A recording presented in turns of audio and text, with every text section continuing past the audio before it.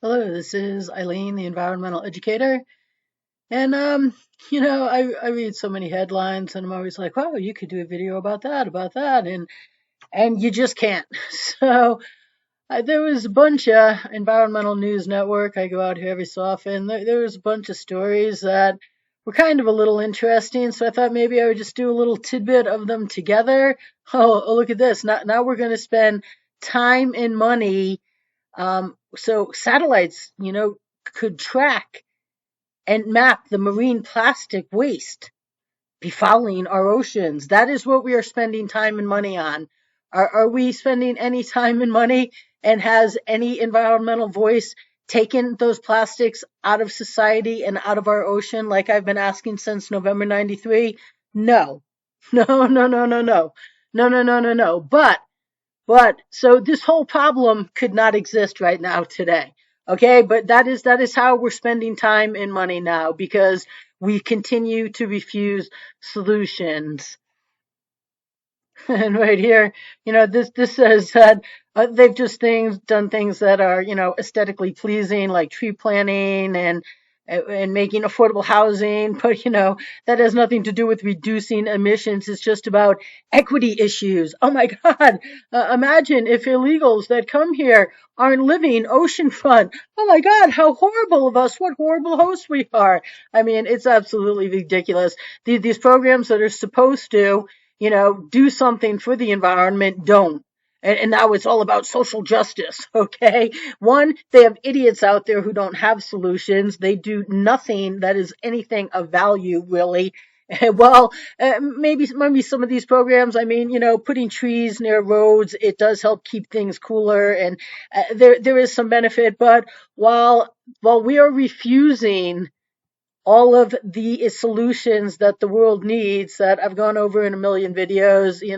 Take a look. You can, on this website, there's a page that goes into a little more detail, but we're refusing everything important. And, let me see, even the smallest pollution particles change the rainfall. Oh, in the Amazon. Oh, but yeah, okay, we're looking at glacial dams right here. Now, according to this article, the highest glacier on the tallest mountain on Earth is rapidly retreating as temperatures rise.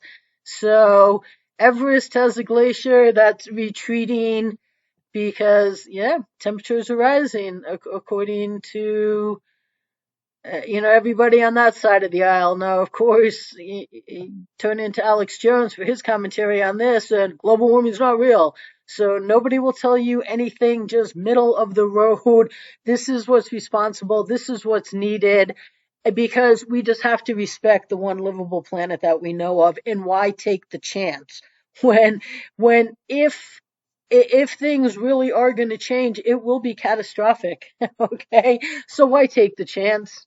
You wouldn't take that chance in any other scenario in life, except what this is so big, people just can't comprehend. But you just have to look at it, just like we just have to be responsible. This what the environmental education and agenda are so simple, and it's just people being responsible every day. But until, someone like Environmental Voices tell you to do that, nobody's going to do it. Until Project Veritas tells you they're all frauds, and then all the environmental voices are like, yeah, you can't argue against this agenda. Yeah, people, let's clean up our acts here. People will get on board, but not until then. So again, Project Veritas, if you could finally get around to doing your job, that would be awesome. Let me see. U.S. household air conditioning could exceed electricity capacity in the next decade. Oh, due to climate change, of course, because we have to just keep using uh, you know, more air conditioning, which keeps adding to the problem. That's the snowball effect out there. Okay. You keep doing things that have created the problem, you're going to keep making the problem worse. We didn't have environmental problems when we weren't using air conditioning. People used to just be like, yeah, it's hot. And yeah, it does get hot inside. And there's ways to take care of that. And I don't use air conditioning. I've lived in third floors. I've lived. I live where it can get a little warm in the place, and there's ways. I open the door and I get cross ventilation. I keep the place cool. There is no need Maybe if you're in the desert, then there's a lot of ways to change things, and air conditioning is, like heating. And like Lisa Havens, she just, won't say anything responsible about the environment. And she was actually out arguing one time. And I mean, if you want to put your heat to like 85 in the winter, they just won't allow that. And if you want to have your air conditioning at like 60, 55 in the summer, then they just won't allow that. Like, how stupid. We put our air conditioning so low that if it were actually that temperature, we'd have our heat blasting. And we put our heat blasting that high that if it's actually that temperature, we turn on air conditioning to make it so freezing that if it were the freezing temperature, we'd be turning on heat. It's ridiculous. It is ridiculous, the abuse that we do. And that's because no one will teach people how they can and why they should just live responsibly. And guess what? Life isn't about just being catered to every minute of every day. We're not divas. Oh, here, right here. Methane from the oil and gas industry is detected from space. So they're saying that that's going to be a big problem because methane, as I just did some videos about, is a much more potent greenhouse gas. More about the ripple effect from the tsunami out there in Tonga that I did some videos about. Let's see. Oh, tree rings. Imagine that. Future hurricanes are going to bring a greater flood risk to the U.S. East and Gulf Coast. Probably, maybe. That's what hurricanes do. And who bears the brunt of this? Oh, the insurance company. Believe me, I've tried to get to insurance companies to try to get them to lead the world with solutions because they, in their payouts for all of these disasters that the environmental voices say is because we don't have solutions. I'm like, you could lead because you could demand the people you're insuring to live much more responsibly. And then that would just set off the whole ripple effect of getting solutions implemented. But imagine that. But of course, now Alex Jones and friends in the independent media would be, oh my God, Al Gore's got a house on the ocean. I mean, why take the chance, people? What's that? Find low emissions vital to slow warming. Oh, well, of course. And you know what? If I went to UNH researchers, they would be like, solutions? Yeah, but no. We just announced how bad things are. We don't we don't do anything about it. Just that's somebody else's. Maybe try Al Gore. No, Gore's not interested. Well, I don't know who you'd go to. Yeah. Well, good luck. Good luck with that. Maybe Project Veritas will expose them. No, that won't happen. So here's another article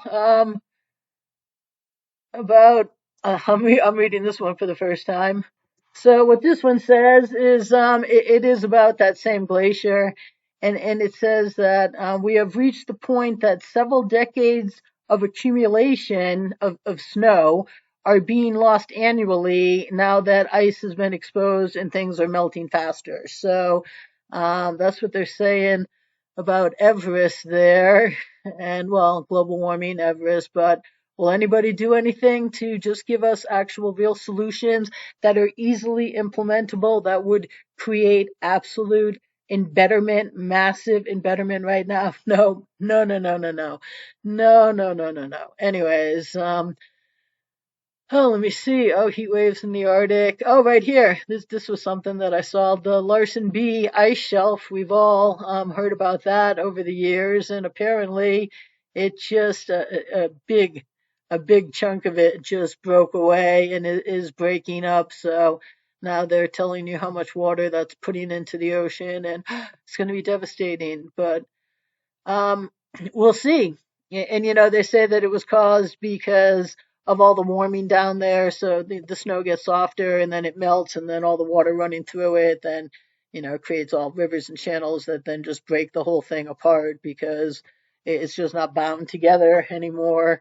The air quality in your home may be worse than your office building. Well, probably because it has a lot more cleaners in it. So we know the air in your home is bad. So Yeah, the Paris Agreement limits still catastrophic for coral reefs. Yeah, that's the bleaching's been going on for a while. UK plants flowering a month earlier due to climate change. I don't know if climate change is real or not. I don't know. Nobody knows really. It truly is. And of course, the people that are out there screaming for it are just, it's happening. Oh my God. It's a religion to them. And then the people on the other side of the aisle, it's not happening, man. It's not true. It's all just whatever. But you know what? I know that since I've been a kid, things have changed a lot. And that can be natural too, because Earth is 4.5 billion years old.